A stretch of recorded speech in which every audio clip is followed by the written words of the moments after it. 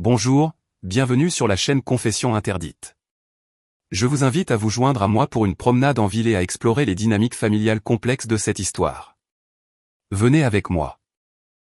L'histoire d'aujourd'hui parle d'un homme qui a été jeté hors de sa propre maison par la femme qu'il aimait et sa mère, et qui a souri en franchissant la porte. Ce qu'elle ne savait pas, c'est qu'il avait déjà tout préparé. Ma belle-mère m'a traité de moins que rien en aidant ma femme à faire mes valises. J'ai souri, j'ai pris ma valise et je suis parti. Ce qu'aucune d'elles ne savait, c'est que la maison dans laquelle elle se trouvait, l'argent sur lequel elle comptait et la vie qu'elle célébrait ne leur avaient jamais appartenu. Je m'appelle Elliot Grayson. J'ai 52 ans. J'ai monté une entreprise de chauffage et de climatisation à partir d'une camionnette d'occasion et d'un prêt de $4000 de mon père. Au moment où Claudette a décidé que je ne valais plus la peine d'être gardé, cette entreprise comptait 2 contrats commerciaux, 14 employés et une flotte de 7 véhicules. Rien de tout cela n'était à son nom. Elle n'a jamais demandé pourquoi. Elle n'a jamais pensé en avoir besoin. Ce mardi matin de septembre a commencé comme n'importe quel autre. Je suis descendu et j'ai trouvé Sylvia debout dans ma cuisine.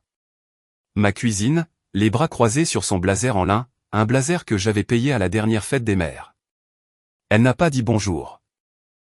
Elle ne m'a même pas regardé directement. Elle a regardé au-delà de moi. De la façon dont les gens regardent un meuble, pour décider s'ils vont le garder ou non. Claudette a descendu les escaliers en traînant mon grand sac de sport. Pas son sac. Le mien, déjà fait. Je suis resté là, en bas des escaliers, et je l'ai regardé le poser près de la porte d'entrée avec la même indifférence que celle avec laquelle elle sortait les poubelles de recyclage. Il faut que tu partes, a annoncé Claudette, sans vraiment croiser mon regard. Clifford revient en ville. Les choses sont différentes maintenant. Clifford, l'ex-mari dont elle avait passé 7 ans à me dire qu'il appartenait au passé. De l'histoire ancienne avec un bronzage et un sac de week-end, apparemment.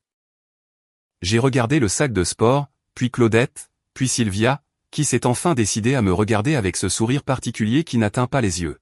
« Tu n'as jamais vraiment été des nôtres, Elliot », a dit Sylvia d'une voix douce et assurée. « Tu n'es qu'un moins que rien qui a eu de la chance.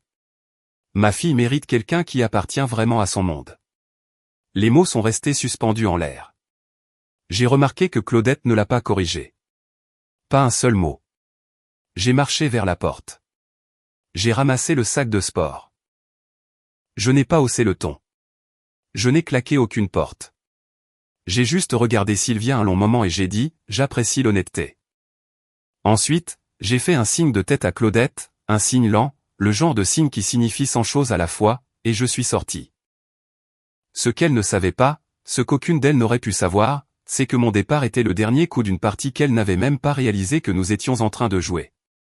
Cette maison n'a jamais été au nom de Claudette. Les comptes qu'elle pensait être joints, restructurés il y a 11 mois. Tout ce qu'elle supposait leur appartenir se trouvait dans une fiducie, un trust, dont elle ne savait même pas épeler le nom, et encore moins y accéder. J'ai chargé mon sac dans mon pick-up, un Ram 2019, pas tapa accent Graveleuil, mais solide, et je me suis assis au volant pendant exactement 1 minute. Pas de musique, pas d'appel téléphonique, juste le bruit du quartier et le poids de ce qui allait se passer s'installant dans ma poitrine comme une lente expiration. Dans la boîte à gants se trouvait une enveloppe en papier craft. À l'intérieur, 3 documents, 2 clés USB et un mot manuscrit de Nadia qui disait simplement « Prête quand tu le es ». Je travaillais là-dessus depuis près d'1 an. Pas par colère, ni même par rancune. Je l'avais fait parce que, vers le 11e mois à regarder ma femme disparaître lentement pour devenir une version d'elle-même que je ne reconnaissais plus, j'avais compris que la préparation n'était pas du pessimisme. C'était de la survie. J'ai quitté la laissant me retourner. Pas parce que ça ne faisait pas mal. Ça faisait mal. 23 ans, c'est long pour aimer quelqu'un. Même quelqu'un qui a cessé de vous aimer en cours de route. Mais j'avais pleuré ma dernière larme pour Claudette il y a 6 mois, seul dans mon bureau à minuit, en regardant une photo de nous lors de notre lune de miel à Savannah. Je m'étais permis de tout ressentir à ce moment-là. Absolument tout. Pour ne pas m'effondrer quand cela compterait. Et là, maintenant, cela comptait. J'ai composé le numéro de Nadia. Elle a décroché à la 2e sonnerie. C'est fait, ai-je dit. Il y a eu une courte pause. Puis sa voix a retenti, ferme et concentrée. J'aurai tout préparé dans 2 heures. Conduis prudemment, Elliot. J'ai posé le téléphone dans le porte-gobelet et j'ai dirigé le pick-up vers le bureau d'Arthur Finch, de l'autre côté de la ville. Pour Sylvia et Claudette, la partie était terminée. Elles avaient gagné. Elles n'avaient aucune idée qu'elle venait tout juste de commencer. Le bureau d'Arthur Finch sentait le vieux cuir et le café noir, ce qui, pour moi, était exactement l'odeur que devait avoir le bureau d'un avocat. Pas d'affiches de motivation sur les murs, pas de fausses plantes, juste des étagères du sol au plafond, un bureau en acajou de la taille d'un petit bateau. Et Arthur lui-même, 61 ans, les cheveux argentés, des lunettes de lecture perchées au bout de son nez comme si elles avaient renoncé à essayer de tenir en place. Il m'attendait déjà quand je suis entré. Il a jeté un coup d'œil à mon visage et ne s'est pas encombré de politesse. Elle l'a fait ce matin, a-t-il dit. Ce n'était pas une question. Elle a fait mon sac elle-même, ai-je confirmé en me laissant tomber dans la chaise en face de lui. Sa mère a supervisé. Arthur a émis un petit son qui n'était pas tout à fait un rire. Il a sorti un épais dossier du tiroir de son bureau et l'a posé entre nous. Je l'ai reconnu immédiatement. Vert foncé, étiqueté de son écriture. Holdings Grayson Hollywood Ridge. Avant que nous n'exécutions l'amendement final, a-t-il dit en retirant ses lunettes pour les poser sur le bureau, je dois vous dire quelque chose qui est passé sur mon bureau hier après-midi. Il a fait une pause, choisissant ses mots avec la précision d'un homme qui avait passé 40 ans à faire exactement cela. Claudette a engagé un avocat il y a 3 semaines, un avocat spécialisé en droit de la famille basé à Decatur. Elle a posé des questions sur la division des biens matrimoniaux, plus particulièrement sur la maison et l'entreprise. J'ai gardé une expression neutre. Et son avocat s'est renseigné sur le titre de propriété de Breewoodland. Arthur a tapoté le dossier. Ils allaient à la pêche aux informations, essayant de déterminer ce qui était détenu conjointement. Il a laissé cette information en suspens un instant. Ce qui est intéressant, c'est que la demande incluait une requête pour vérifier une signature sur un document de prêt sur valeur domiciliaire datant de 2019. Cela a résonné différemment. Je me suis légèrement penché en avant. Une signature qu'elle n'a pas falsifiée. Exact. Le document était légitime. Vous l'avez signé. Mais le fait que son avocat l'examine suggère qu'il cherchait un moyen de soutenir que la propriété était un bien matrimonial. Arthur a croisé les mains. Quelqu'un lui a conseillé de commencer à monter ce dossier il y a des mois. Elliot, ce n'est pas une décision qu'elle a prise la semaine dernière. Je suis resté silencieux un instant face à cette révélation. 23 ans. Et elle posait discrètement les jalons pendant que je planifiais les appels de maintenance de climatisation et que je m'assurais que les salaires étaient payés à temps. Exécuter l'amendement, ai-je dit. Arthur a hoché la tête, a débouché son stylo et a fait glisser les documents vers moi. L'amendement final au Hollywood Ridge Holdings Trust, créé en 2003, une année entière avant ma rencontre avec Claudette, est financé entièrement par la vente de l'entreprise de mon père. La maison sur Breewoodland avait été achetée par le biais de cette fiducie en 2007. Le nom de Claudette n'était jamais apparu sur le titre de propriété, pas une seule fois. J'ai signé de façon nette et délibérée. Arthur a contresigné, puis a apposé son sceau de notaire avec la finalité silencieuse d'un point à la fin d'une très longue phrase. C'est fait, a-t-il dit. La propriété est entièrement sécurisée. Aucune réclamation matrimoniale ne survit à cette structure. J'ai expiré lentement.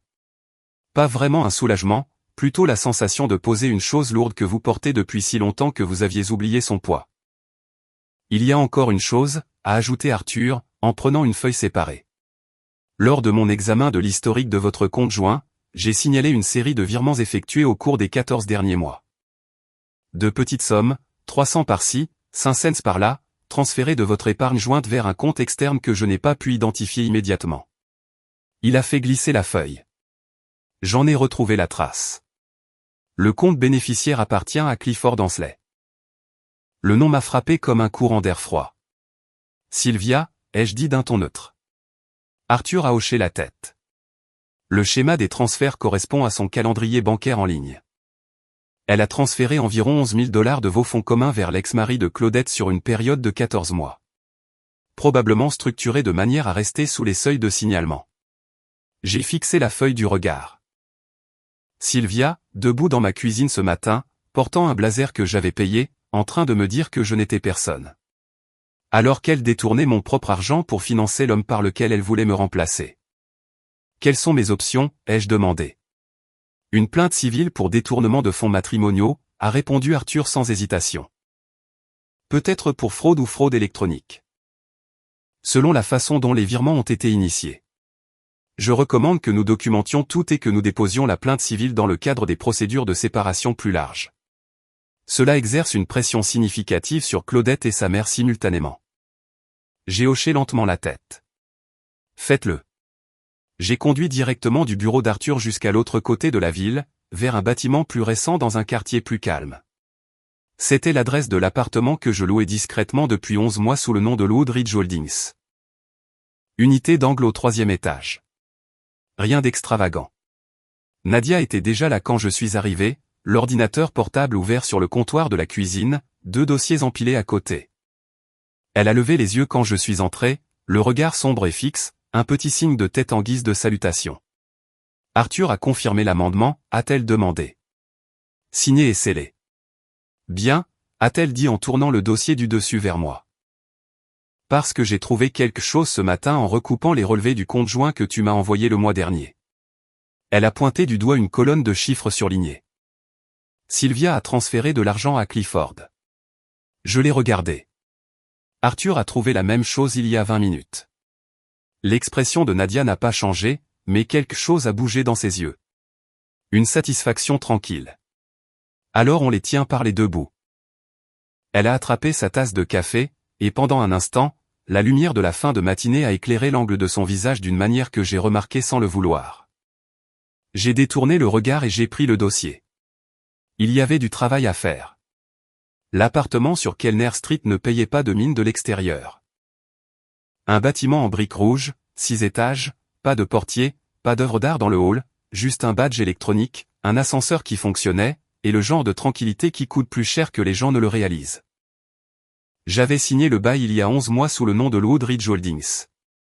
J'avais payé 12 mois d'avance. Le gérant de l'immeuble me connaissait comme consultant en immobilier. Personne à cet étage ne connaissait mon nom. J'ai posé le sac de sport sur le lit et je suis resté un moment au centre du salon.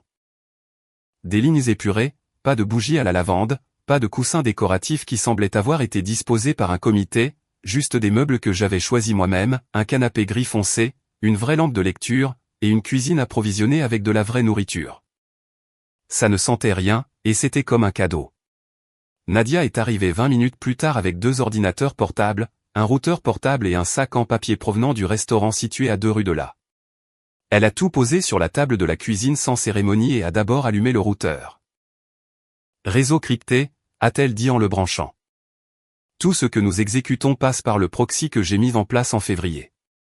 Aucune trace ne mène à nos noms. Elle y avait pensé en février.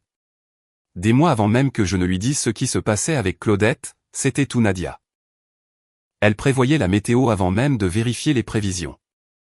Je l'ai regardé travailler, ses doigts se déplaçant efficacement sur le clavier, et je me suis dit, non sans l'avoir déjà pensé, que la plupart des gens dans ma ville avaient gravement sous-estimé. Ils voyaient une femme de 32 ans portant des chaussures pratiques, qui faisait des courses pour un entrepreneur en chauffage et climatisation. En réalité, elle était plus perspicace que tous ceux que j'avais embauchés en 20 ans de carrière, y compris les personnes ayant des diplômes affichés sur leur mur. Elle a poussé l'un des ordinateurs portables vers moi. Connecte-toi au compte joint une dernière fois juste pour confirmer ce qu'il y a encore dessus avant que nous n'initions le transfert. Je me suis connecté. Le solde indiquait 14 340 $.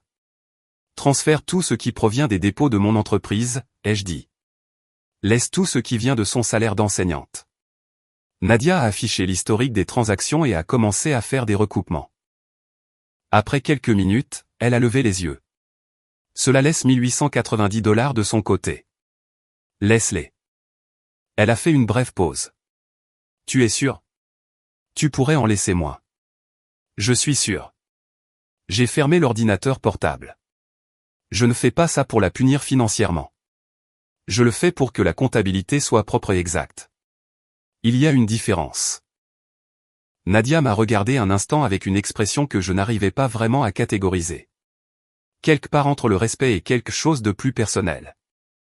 Puis elle a hoché la tête et s'est tournée de nouveau vers son écran. Pendant qu'elle travaillait, j'ai ouvert le deuxième dossier qu'elle avait apporté. À l'intérieur se trouvaient les relevés compilés des transferts de Sylvia à Clifford.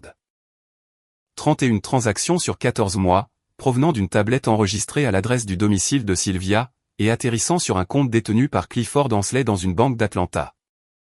Je savais que Clifford était de retour dans le décor.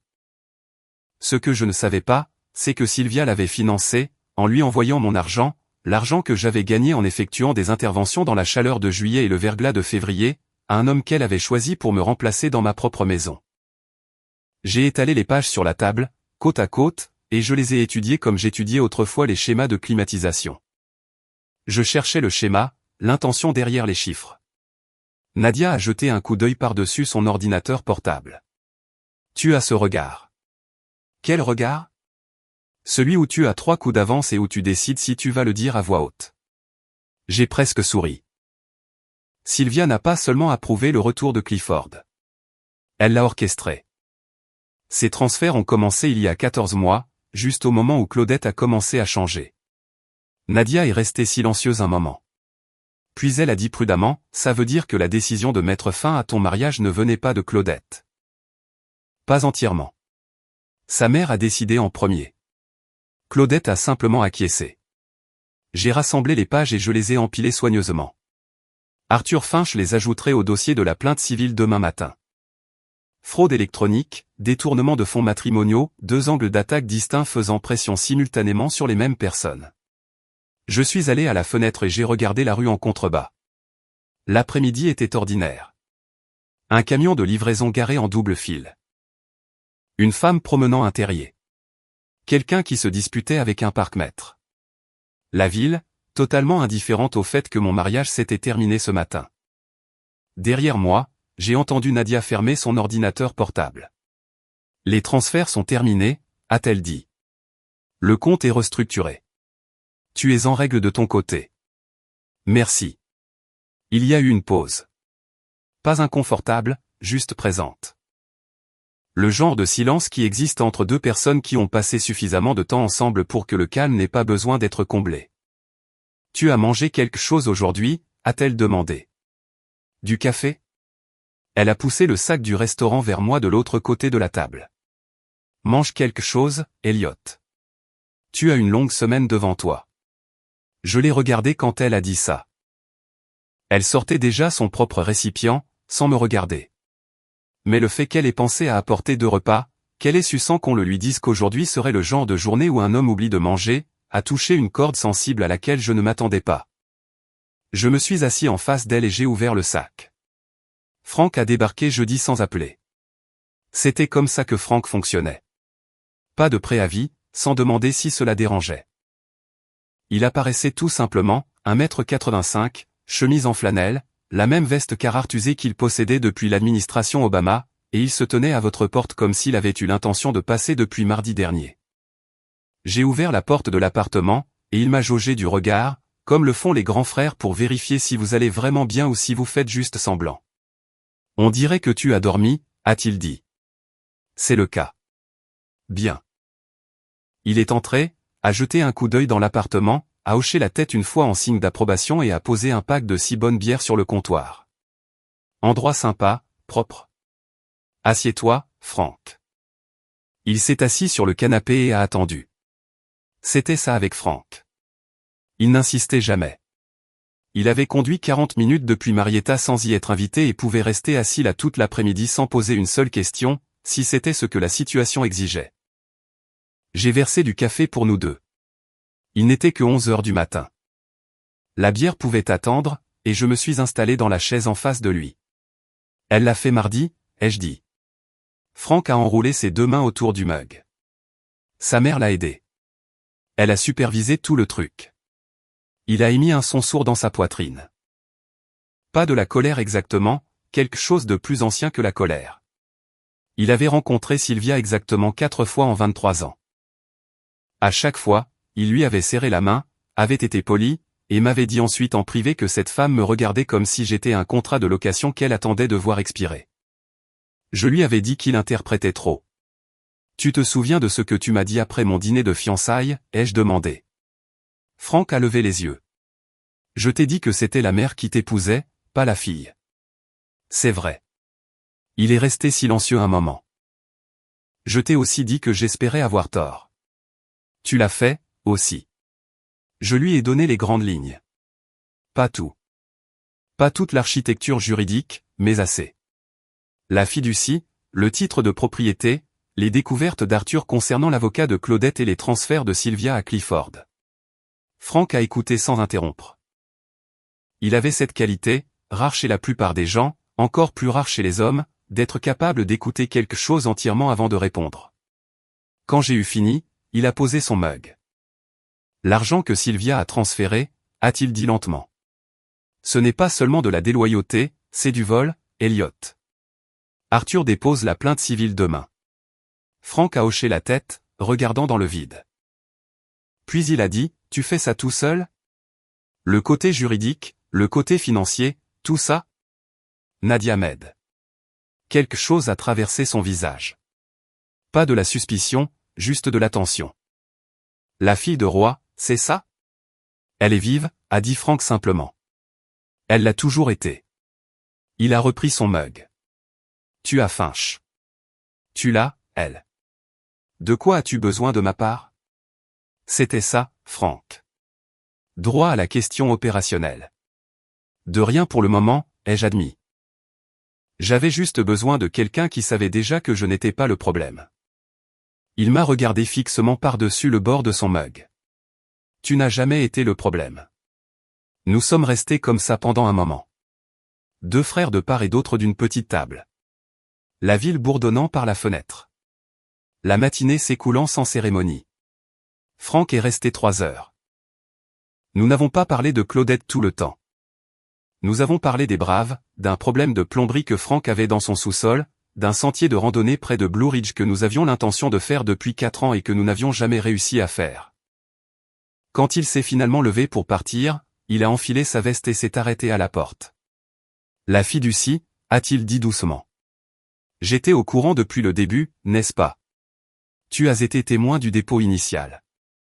2003, il a hoché la tête d'un mouvement court et décisif. Alors tu étais prêt avant même qu'elle ne commence la partie. Je l'étais. Franck a ouvert la porte, puis s'est retourné. N'attends pas 4 ans pour ce sentier de randonnée, Elliot. Il est parti sans attendre de réponse. Je suis resté dans l'embrasure de la porte et j'ai écouté le bruit de ses bottes dans la cage d'escalier jusqu'à ce qu'il disparaisse.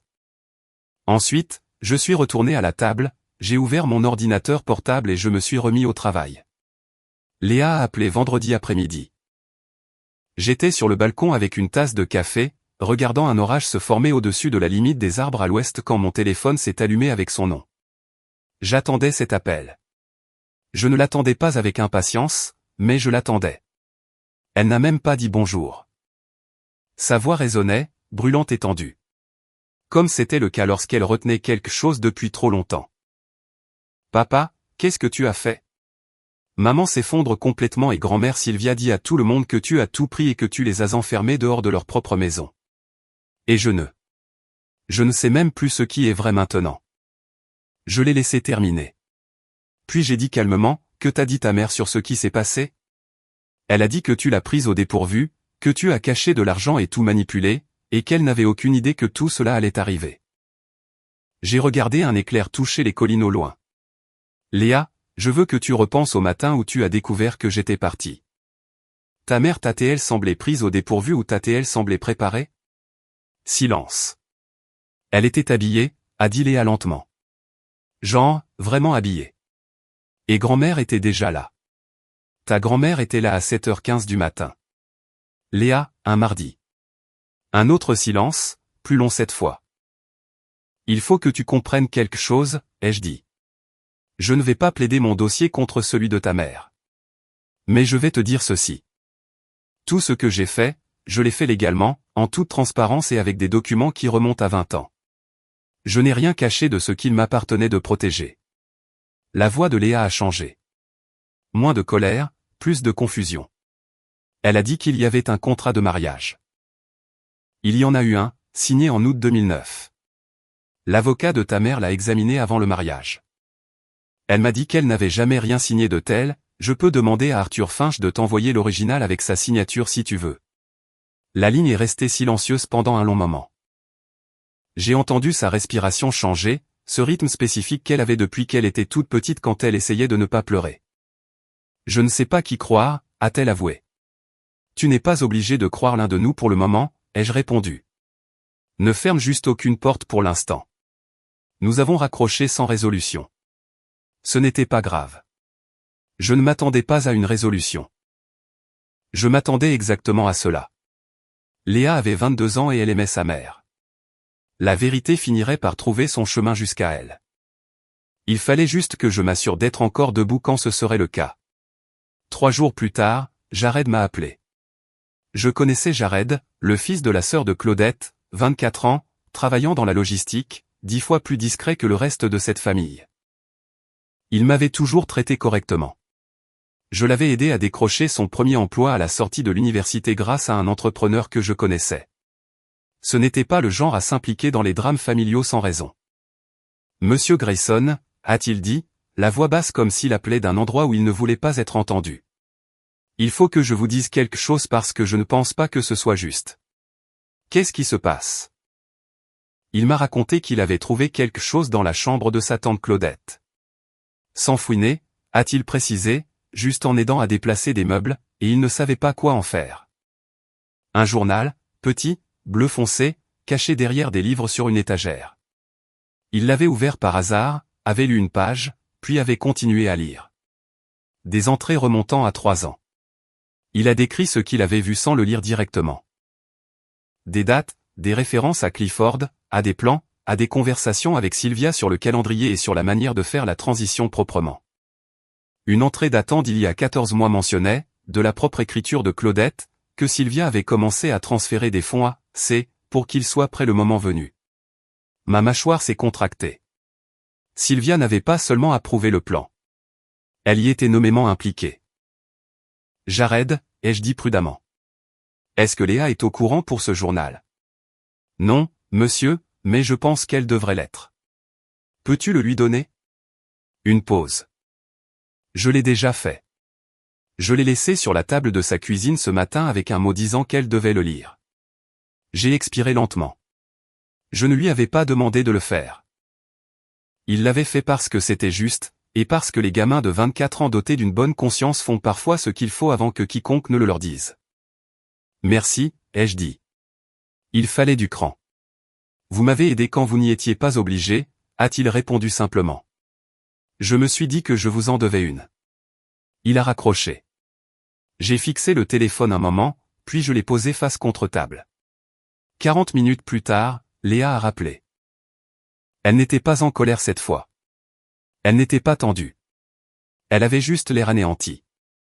Comme on sonne quand quelque chose en quoi on croyait de tout son cœur s'avère être une supercherie.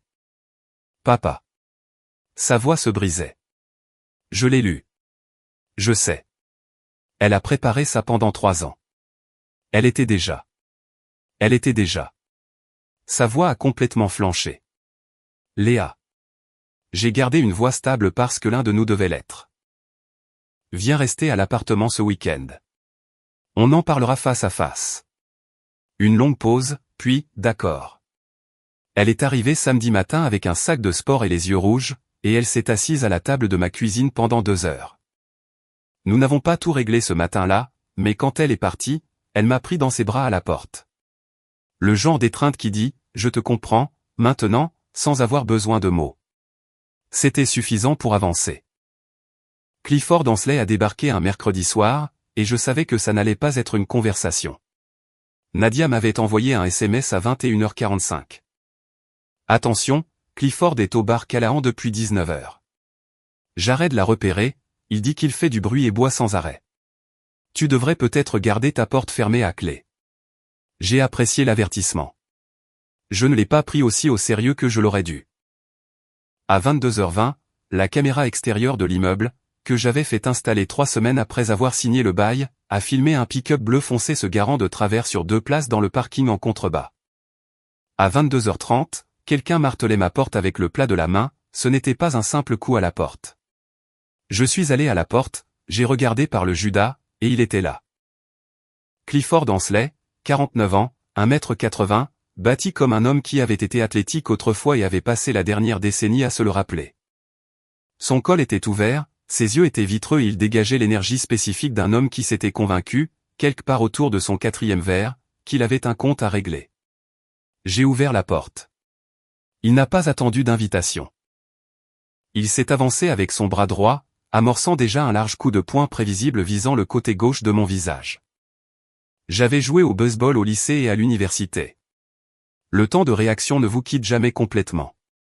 J'ai fait un pas vers la gauche, j'ai reculé la tête, et le coup est passé assez près pour que je sente l'air bouger.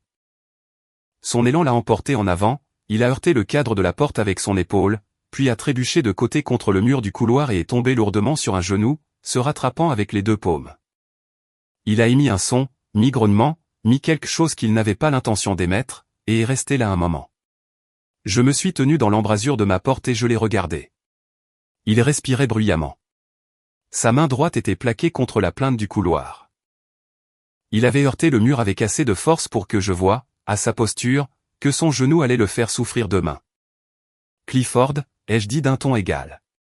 Qu'est-ce que tu pensais exactement qu'il allait se passer ici? Il a levé les yeux vers moi, et pendant un instant, la fanfaronnade avait disparu. Juste un homme sur le sol du couloir d'un inconnu, réalisant la suite de décisions qu'il avait menées là. Puis la colère est revenue. Il a commencé à se redresser, la mâchoire serrée, pointant un doigt dans ma direction. « Tu te crois tellement malin », a-t-il dit d'une voix rauque. « Tu penses que toutes tes conneries juridiques vont. Tu ne sais pas à qui tu as affaire, Grayson. Claudette en a fini avec toi. C'est fini. Tu dois t'éloigner de tout ça et lâcher l'affaire. » Je me suis adossé au cadre de la porte et j'ai croisé les bras. Je vais le dire une seule fois. Tu es venu chez moi. Tu as essayé de me frapper. Tu as raté. Tu es par terre. J'ai fait une pause. Et tout ce que tu viens de faire est filmé. Ça l'a arrêté.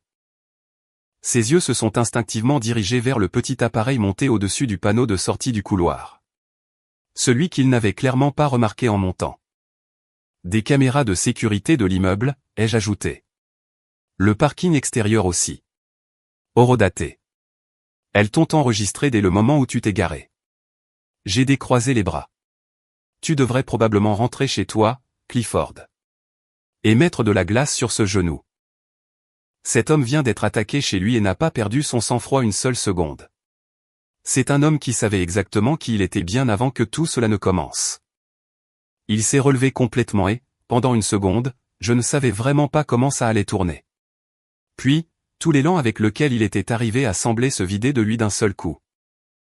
Il m'a pointé du doigt une fois de plus par habitude que par menace, a marmonné quelque chose que je n'ai pas compris, et s'est tourné vers la cage d'escalier.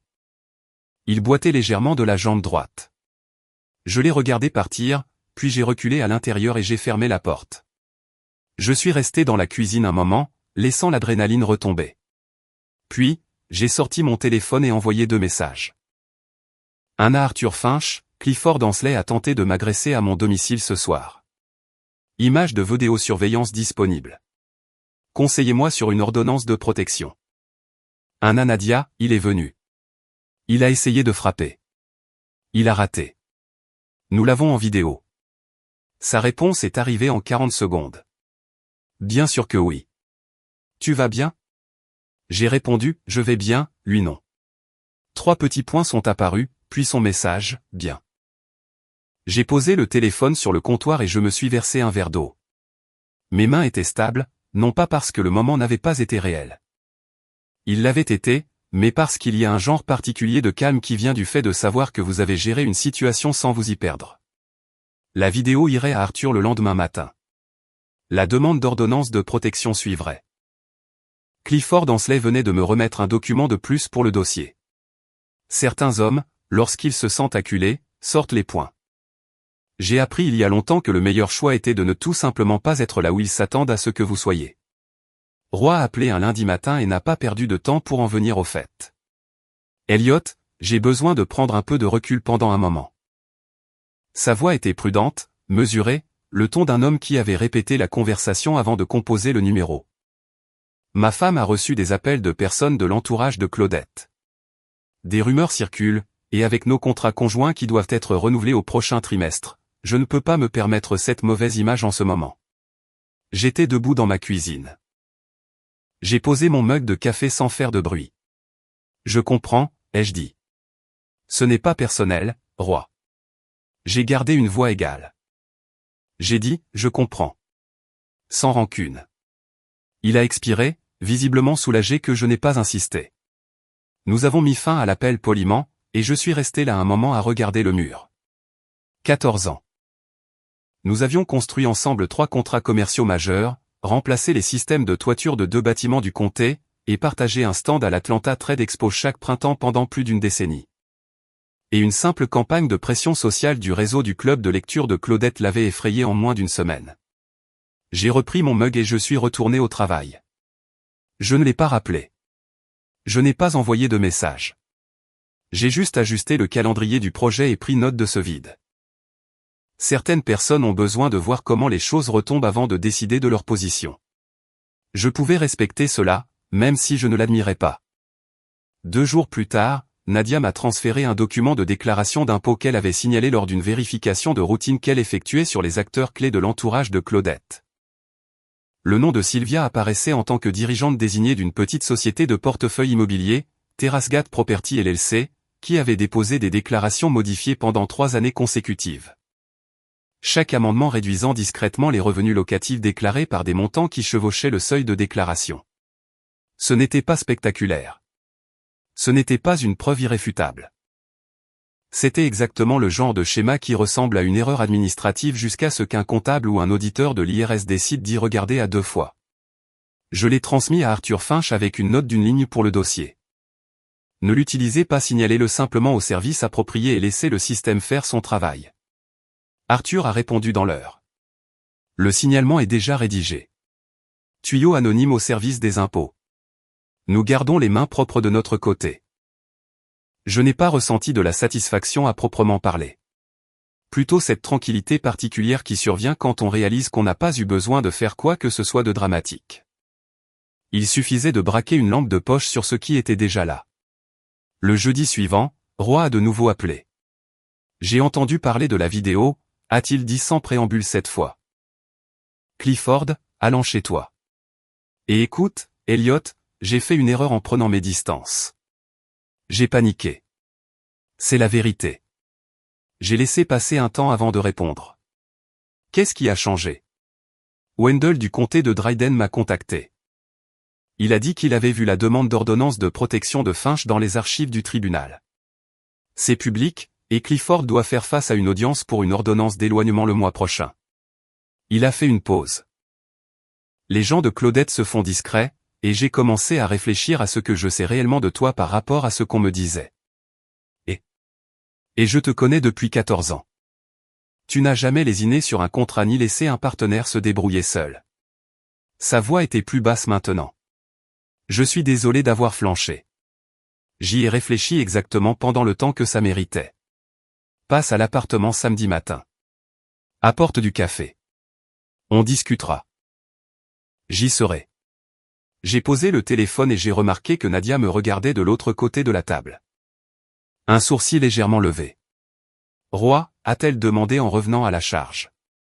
Elle a penché la tête, pensive. Ça lui a pris environ 10 jours. Certaines personnes ont besoin de voir dans quelle direction souffle le vent avant de s'engager dans une voie, ai-je dit. Et certaines personnes, a-t-elle répondu en se remettant sur son ordinateur, ont juste besoin qu'on leur rappelle à qui elles ont réellement affaire. Elle l'a dit à la légère, sans lever les yeux, mais cette remarque est restée en moi plus longtemps qu'un commentaire léger ne le fait d'ordinaire. Je me suis surpris à la regarder un instant. Sa façon de travailler, la précision, la constance, et je me suis repris pour regarder à nouveau mon propre écran. Elle avait raison, bien sûr. C'était souvent le cas. Il était 23h47 quand Claudette a appelé. Je connais l'heure exacte car j'étais encore à la table de la cuisine en train de revoir un contrat fournisseur, et j'ai jeté un œil à l'horloge 30 secondes avant que le téléphone ne s'allume. J'ai regardé son nom sur l'écran et j'ai posé mon stylo. J'ai laissé sonner 3 fois. Puis j'ai décroché. Elle n'a pas commencé par de la colère. C'est la première chose que j'ai remarquée. Pas d'agressivité, pas de discours préparé, juste sa voix, plus calme que je ne l'avais entendue depuis des années, dépouillée de ce vernis social qu'elle maintenait habituellement comme un logiciel en arrière-plan. Je ne pensais pas que tu répondrais, a-t-elle dit. J'ai failli ne pas le faire. Une pause. Tu dormais? Tu travaillais? Bien sûr. Un petit son. Pas tout à fait un rire, pas tout à fait un soupir. Tu travailles toujours. Je n'ai rien dit. J'ai appris il y a longtemps à ne pas combler les silences qu'il ne m'appartenait pas de combler. J'ai découvert pour Sylvia, a-t-elle finalement dit. Les transferts à Clifford. La plainte d'Arthur. Une autre pause. Plus lourde cette fois. Je ne savais pas qu'elle faisait ça. Elliot, je veux que tu le saches. Je ne lui ai pas demandé de le faire. Je suis resté silencieux un moment, retournant la question dans ma tête. Savoir si c'était vrai était une question distincte de savoir si elle croyait que c'était vrai. Claudette avait le don d'ignorer les choses qu'elle ne voulait pas savoir. Ça ne change pas la situation juridique, ai-je dit. Je sais. Sa voix a baissé. Ce n'est pas pour ça que j'ai appelé. Alors pourquoi as-tu appelé? Une longue pause. Assez longue pour que je pense que l'appel avait été coupé. Puis, je ne pensais pas que tu irais jusqu'au bout. Pour rien de tout ça. Je pensais que tu allais. Je ne sais pas ce que je pensais. Que tu négocierais. Que tu essaierais de t'accrocher à quelque chose. Je me suis accroché pendant longtemps, Claudette. Je sais que tu l'as fait. Elle l'a dit doucement et je l'ai cru. Elliot, je ne demande rien. Je n'essaie pas de changer ce qui se passe. C'est juste que... Je n'avais pas réalisé jusqu'où j'étais allé avant d'y être déjà. Sa voix a tremblé un instant avant qu'elle ne la stabilise. Je n'ai jamais vraiment pensé que tu partirais sans te retourner. Je me suis retourné, lui ai-je dit. Je ne me suis juste pas arrêté. Nouveau silence. Je me suis levé et je suis allé à la fenêtre, regardant la rue sombre en contrebas. Tu vas t'en sortir, a-t-elle fini par dire. Ce n'était pas de la comédie. Ça ressemblait à quelque chose qu'elle croyait vraiment. Tu es toujours retombé sur tes pieds. Toi aussi, ai-je répondu. Tu vas découvrir à quoi ça ressemble maintenant. Elle n'a pas répondu à ça. Après un moment, elle a dit « d'accord ». De cette petite manière définitive que les gens ont de le dire quand ils savent qu'une conversation a atteint sa fin naturelle. Bonne nuit, Claudette. Bonne nuit.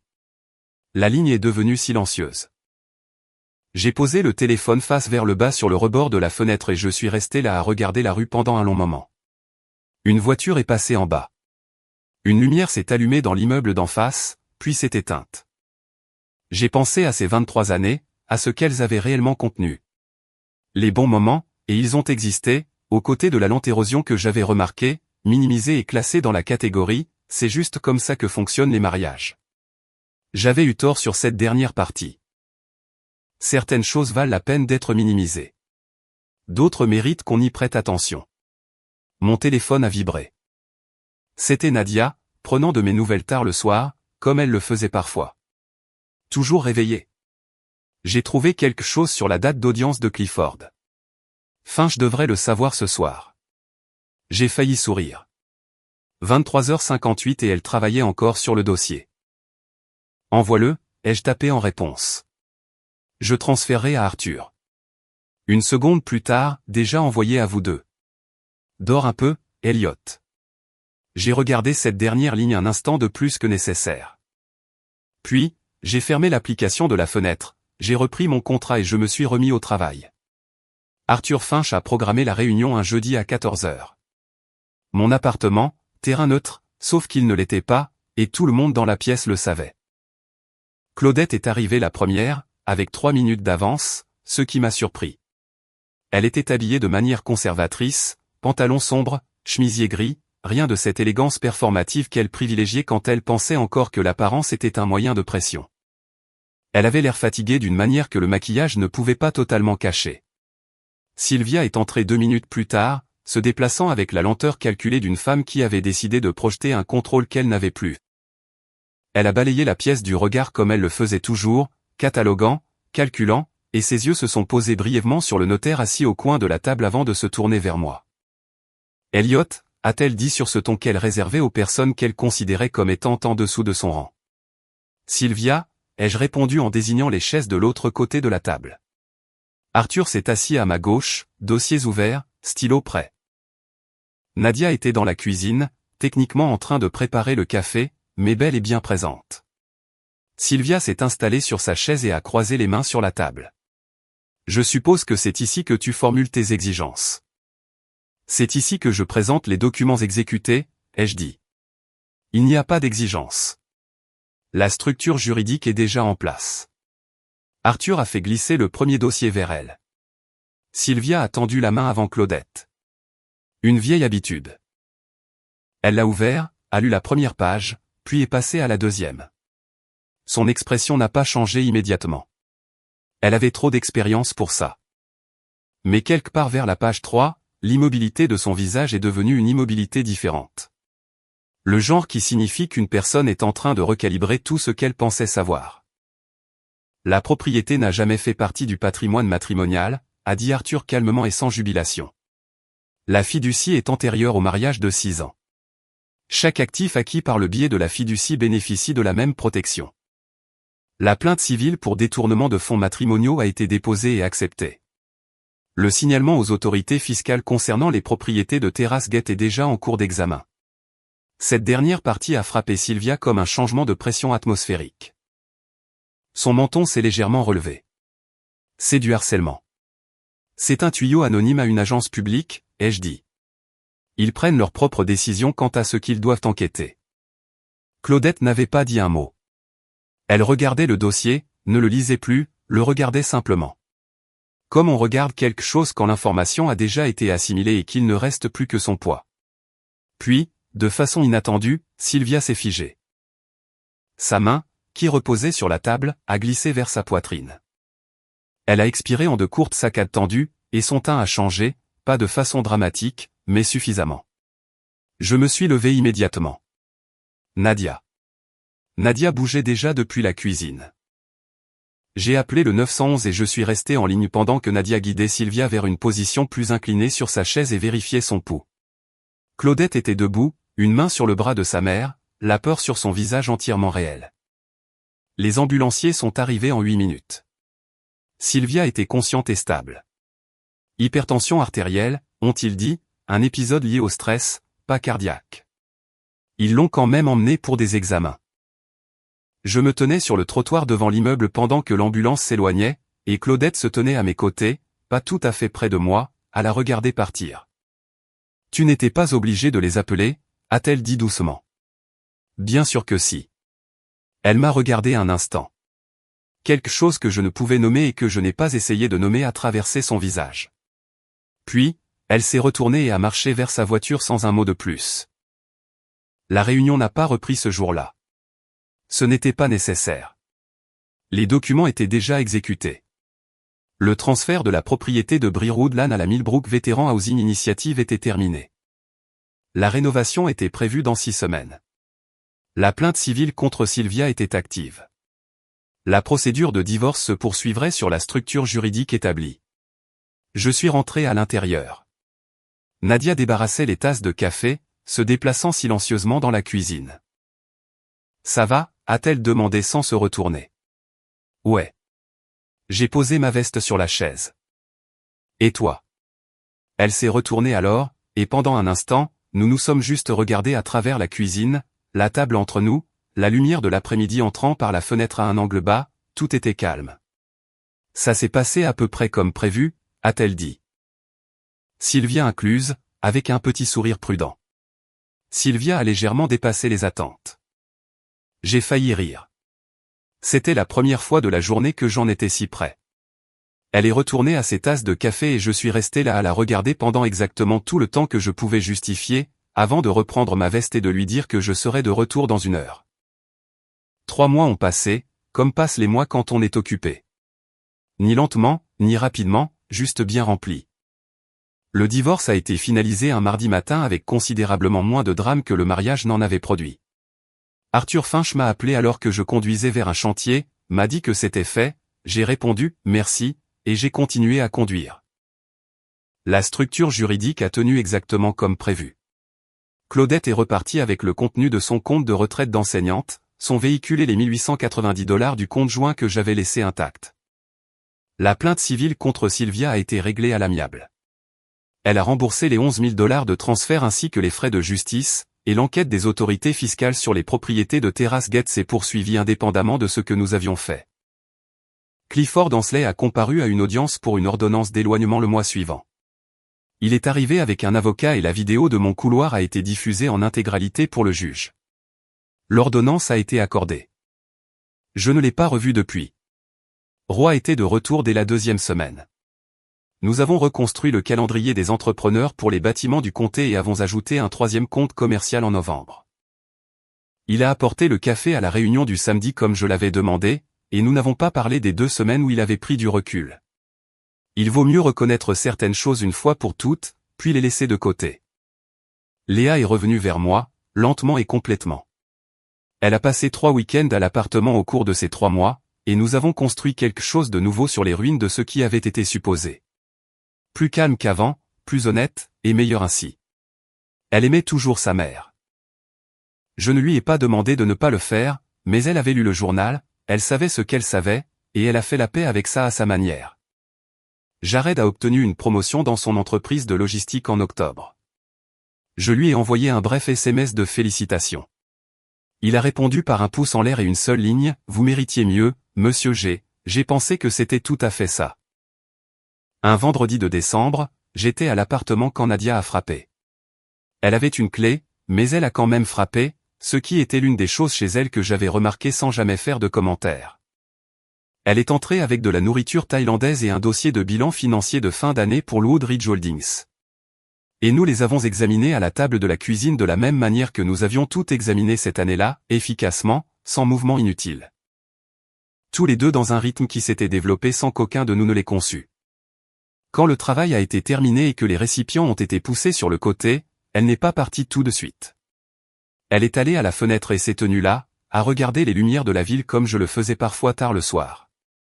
Et je la regardais depuis la table sans rien dire. « Tu sembles différent », a-t-elle dit sans se retourner.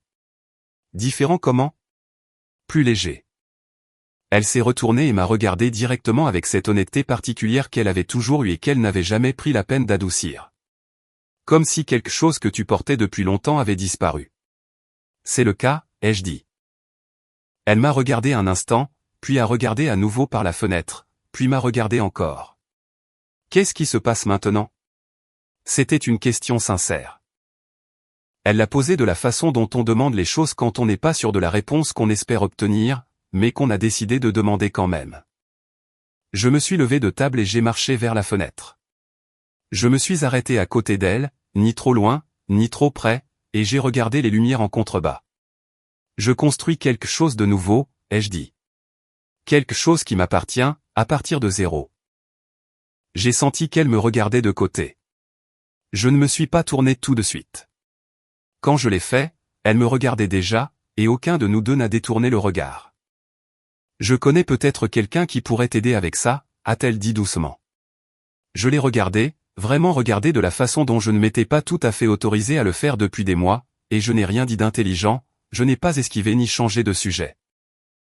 Je sais que tu le ferais, ai-je dit. Nous sommes restés là, à la fenêtre, pendant un moment après ça. La ville bougeait sous nos pieds, indifférente et vivante. Rien n'a été décidé avec des mots ce soir-là, mais quelque chose s'était installé à un endroit qui n'était pas là auparavant. Solide, sans hâte, réel. C'était suffisant pour construire par-dessus.